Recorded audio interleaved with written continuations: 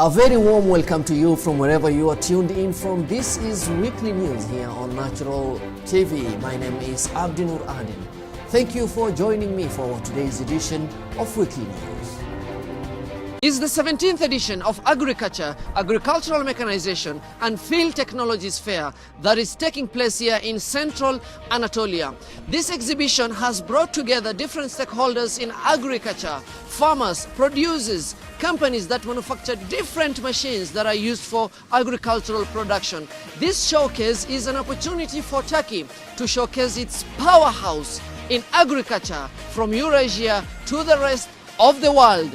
Follow me, Abdinur Aden, Natural TV, as I give you a tour of who is in here and displaying what as far as agriculture is concerned. Let's go.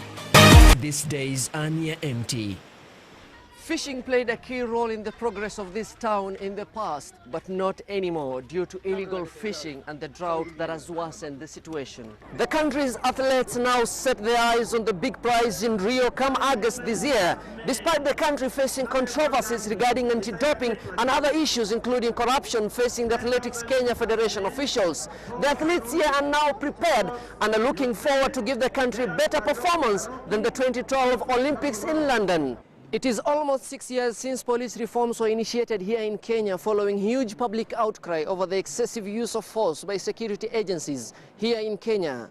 Despite the formation of National Police Service and Policing Oversight Authority, the nature of injuries sustained by some of the demonstrators from yesterday's opposition demonstration who are receiving treatment in this hospital continue to raise doubt about the impact of those reforms.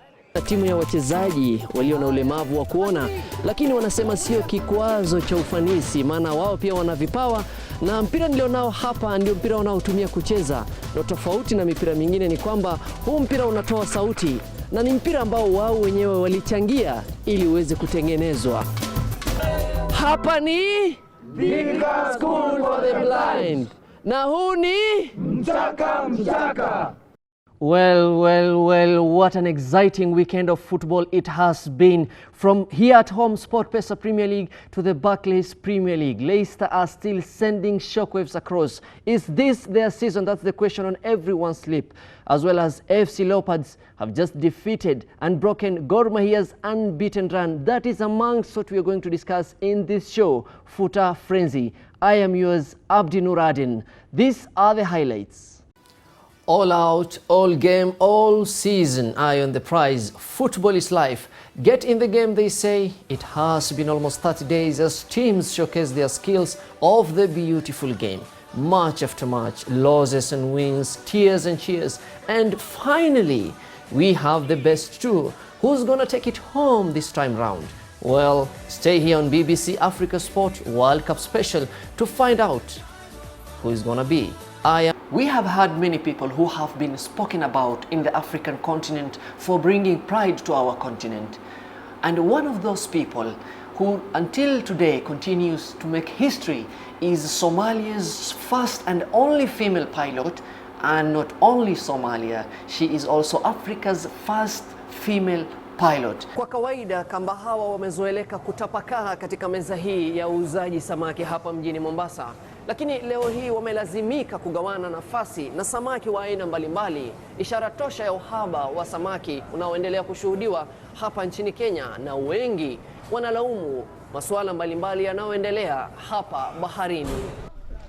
Licha ya ujasiri wa wanaume wengi wanaozidi kujitokeza na kushiriki katika njia ya upangaji uzazi kupitia upasuaji, unyanyapaa unaoendelea kuwakabili unawazuia wengi wao kushiriki kuwapunguzia kina mama mzigo wa upangaji uzazi, huku mataifa mengi duniani yakizidi kukabiliwa na changamoto zinazotokana na ongezeko la idadi ya watu. Togetherness. Even though the beauty of Mombasa, Kenya's second largest city, cannot only be showcased through such graffiti, this work of graffiti has brought another dimension of beauty to this great tourism capital. Despite this tourism capital facing challenges caused by COVID-19 pandemic, with people registering financial losses, these artists, even though most of them have been rendered jobless, have defied odds and used their talent to not only give themselves a source of income, but also use their talents to give back to the community. Nairobi is one of Africa's most cosmopolitan cities, and within this city, Kenya's capital, lies the Eastleigh neighborhood that is one of the locations that hosts the largest number of migrants and refugees from different countries of Africa. They include refugees from countries such as Eritrea, Somalia, Ethiopia, Burundi, Congo, and many more.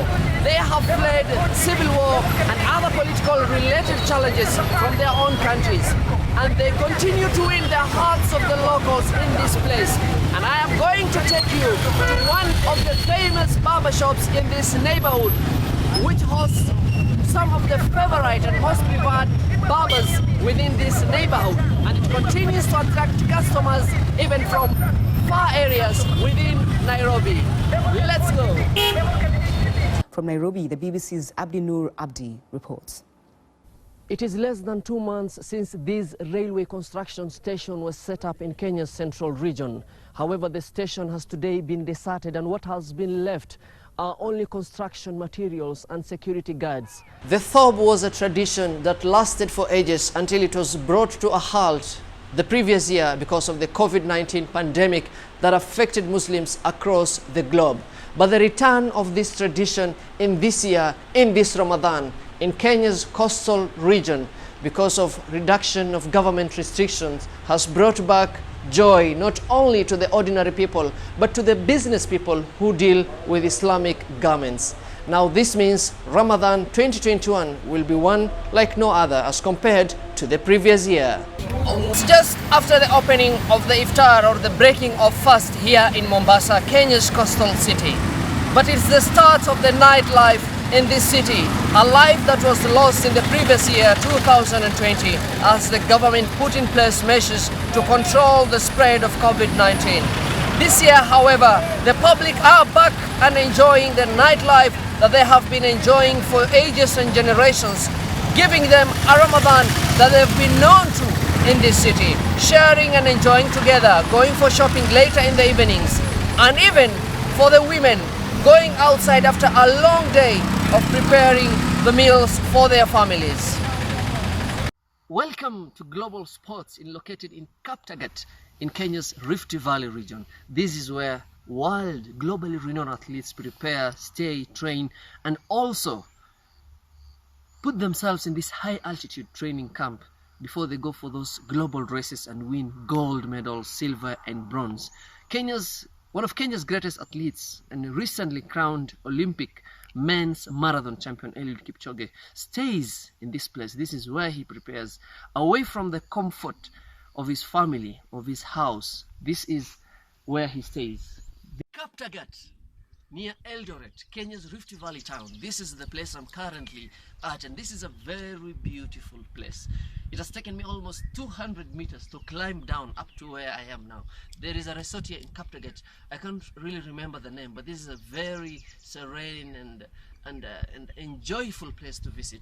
This is located in Kenya's Rift Valley, famously known for athletes, preparation and camping. This is where worldly known champions like Mo Farah come to train and prepare for major championships. Even Kenya's own athletes who finished #1 in Africa during the recently concluded Olympic Championships have also been camping before they left for Rio. This place is really beautiful, not because of my own words, but because of your own eyes. Have a look, see how beautiful the place is.